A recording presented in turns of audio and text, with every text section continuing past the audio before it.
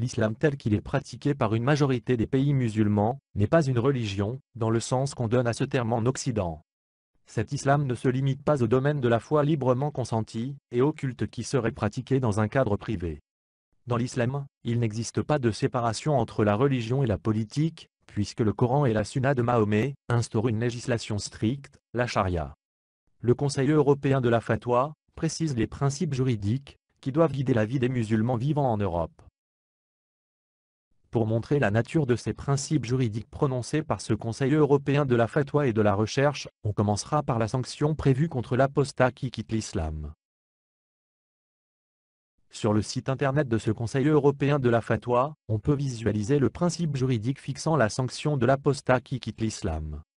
Dans ce qui suit, on présentera la traduction en français de ce principe juridique rédigé en arabe. Le Conseil européen de la fatwa précise ainsi cette sanction: la question de la peine de mort contre l'apostat relève des fonctions de l'État et du gouvernement islamique, et non pas des institutions, des associations ou des centres islamiques. Certains parmi les salafs, qui se traduit par les premiers ancêtres, c'est-à-dire le prophète Mahomet et ses compagnons, ainsi que les imams pensent qu'il ne faut pas mettre à mort tous les apostats, mais seulement ceux qui déclarent ouvertement leur apostasie, appellent à la subversion, ou portent préjudice envers Allah, son messager Mahomet, et les croyants. La mise à mort de l'apostat vise à protéger la religion et la société de sa corruption, et ne constitue pas une confiscation des libertés, du fait que son application constitue une violation du droit d'autrui. Or, les intérêts de l'État et de la société sont supérieurs aux droits de l'individu. Cette question de l'apostasie est en fait similaire à ce que l'on appelle dans les lois contemporaines la haute trahison, parce que cela entraîne un préjudice général à toute la société.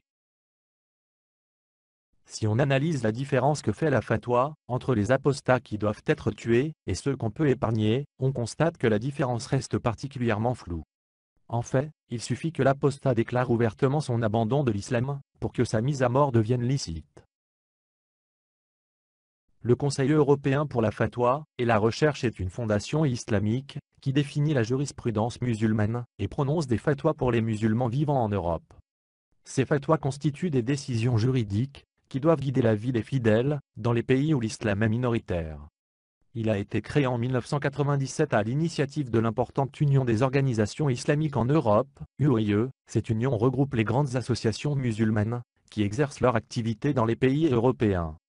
Pour la France, on peut citer l'Union des organisations islamiques de France, UOIF, dont le congrès annuel du Bourget regroupe 300 000 fidèles et qui reste un interlocuteur privilégié des autorités politiques de ce pays.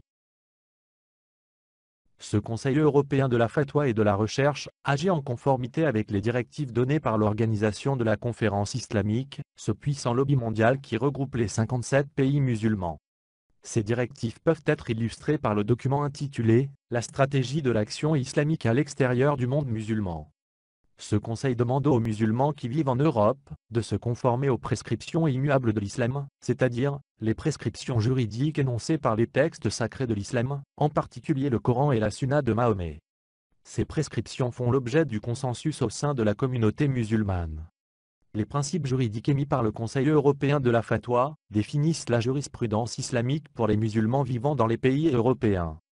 Ils ne sont pas susceptibles de réinterprétation, puisqu'ils résultent de l'effort d'interprétation, de compréhension et de contextualisation, que les jurisconsultes et les théologiens musulmans viennent de finaliser la réalisation en Europe. En ce qui concerne la Suisse, et comme le montre le livre de Christian Chesneau et Georges Malbruno, c'est Mohamed Carmous qui entretient un lien étroit entre les associations musulmanes de ce pays et les membres importants du Conseil européen de la fatwa. Parmi les personnalités les plus importantes, on citera les membres du Conseil européen de la fatwa, qui enseignent à l'IEHS, c'est-à-dire l'Institut européen des sciences humaines de Paris. Cet institut islamique constitue l'un des plus importants centres universitaires, qui assure la formation des imams en Europe.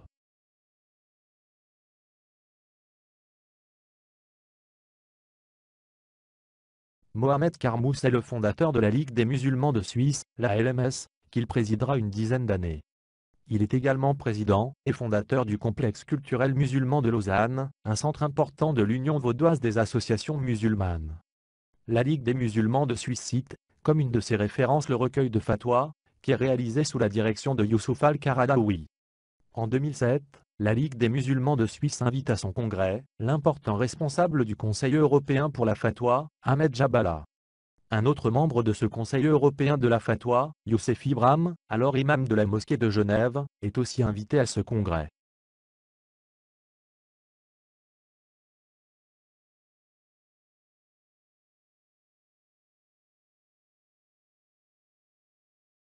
Le complexe culturel musulman de Lausanne est un centre important de l'Union vaudoise des associations musulmanes. Ce centre a invité Youssouf Ibrahim, un membre du Conseil européen de la fatwa, pour animer une soirée cultuelle et donner une conférence. En tant que membre du Conseil européen de la fatwa et en tant que théologien, cet imam confirme la sanction de l'apostat qui quitte l'islam. Il précise ainsi cette sanction: le châtiment est du ressort de l'État musulman. S'il reste discret, l'apostat peut s'en sortir. Mais s'il affiche ses convictions et s'oppose à l'islam, sa mort vise à protéger la religion et la société. C'est l'équivalent de la haute trahison. Il est clair qu'il s'agit d'un appel au meurtre, qui vise les musulmans qui assument leur volonté de quitter l'islam, pour devenir athées, ou se convertir à une autre religion, comme le christianisme.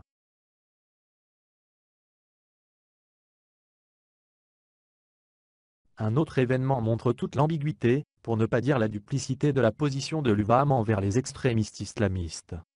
Il s'agit de l'invitation à 2 reprises, le 24 juillet 2015 et le 29 septembre 2018, de l'imam Béchir Ben Hassen, à donner un prêche et une conférence au complexe culturel musulman de Lausanne. Ce centre dépend directement de l'Union vaudoise des associations musulmanes. Il est de notoriété internationale que Béchir Ben Hassen ne recule pas devant les incitations au meurtre et à la haine. Il affirme clairement qu'il faut tuer ceux qui offensent ou insultent le prophète Mahomet. En 2015, Béchir Ben Hassen avait explicitement soutenu l'attentat qui a coûté la vie aux journalistes de Charlie Hebdo.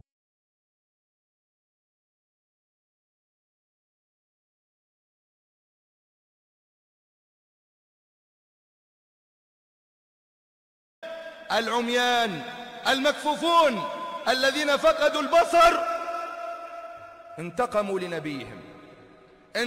لنبيهم ولذلك الساب لرسول الله صلى الله عليه وسلم جزاؤه القتل، جزاؤه الإعدام، فهو هدر الدم بنص القرآن، بل بنصوص القرآن ونصوص السنة وإجماع السلف.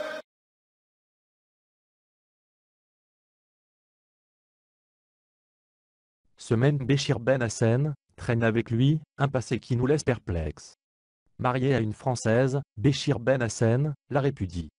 Il lui soustrait leurs 2 enfants et s'enfuit avec eux au Maroc. Il est finalement arrêté par Interpol dans ce pays. Il est remis à la justice française, qui le condamne à la prison.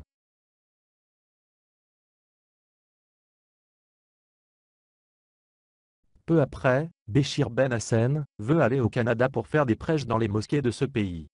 Mais les autorités lui refusent le visa, à cause de ses appels au meurtre, et à son soutien de l'attentat qui a coûté la vie aux journalistes de Charlie Hebdo. Écoutons la responsable québécoise demander aux autorités de refuser le visa canadien à cet imam qui ne recule pas devant les appels au meurtre et à la haine. D'abord, féliciter l'Université Laval pour avoir eu le courage d'interdire la conférence d'un imam radical qui devait se tenir à l'Université Laval le 9 octobre prochain. Alors bravo, félicitations.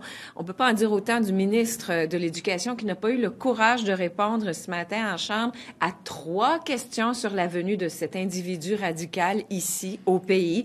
Le ministre de l'Éducation s'est caché derrière la ministre de la Justice qui, elle, s'est réfugiée derrière le projet de loi 59.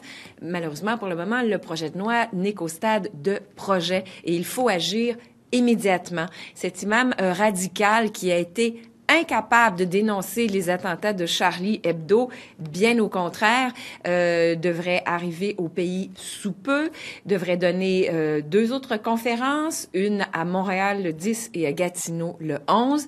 C'est la raison pour laquelle je demande, comme je l'ai demandé ce matin au gouvernement du Québec, de faire pression sur Ottawa. Alors, je demande à Ottawa que nous fassions toutes les vérifications nécessaires pour interdire l'accès au pays à cet imam radical et qui n'a aucun respect pour nos valeurs, n'a aucun respect pour la vie humaine. Je vais vous citer une phrase.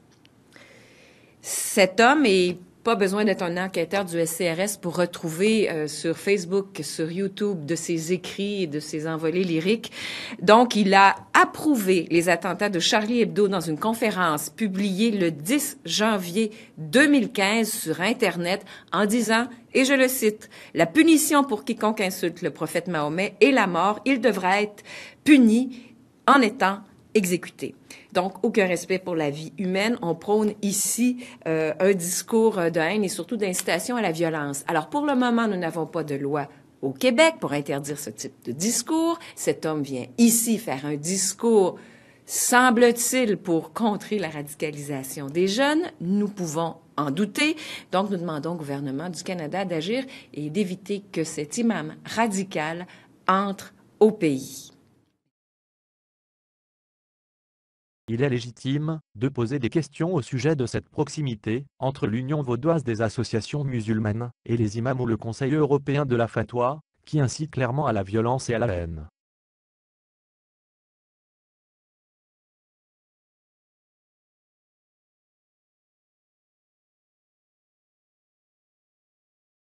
Les imams Youssouf Ibrahim et Béchir Ben Hassen sont invités par l'UVAM, après avoir explicitement appelé au meurtre des apostats et de ceux qui offensent Mahomet.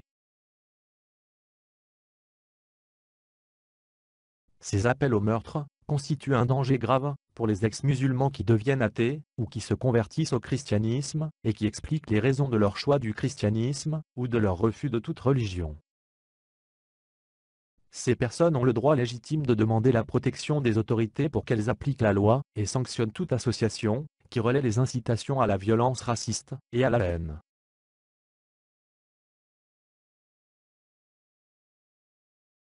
La Commission fédérale contre le racisme dénonce à juste titre l'hostilité envers les musulmans. Elle précise que l'hostilité envers les musulmans désigne une attitude de rejet à l'égard des personnes qui se disent musulmanes ou qui sont perçues comme telles. Les comportements hostiles à l'islam et aux musulmans vont de la discrimination raciale dans l'éducation, la vie professionnelle ou les procédures de naturalisation aux violences physiques envers des musulmans. Il serait juste que la Commission fédérale contre le racisme adopte la même attitude envers les personnes qui subissent des discriminations à caractère raciste de la part des autorités musulmanes et des textes sacrés de l'islam. La Commission fédérale contre le racisme devrait également dénoncer et sanctionner les appels à tuer l'apostat qui quitte l'islam. Malheureusement, les appels que lancent les victimes de ces discriminations et de ces appels au meurtre restent sans réponse.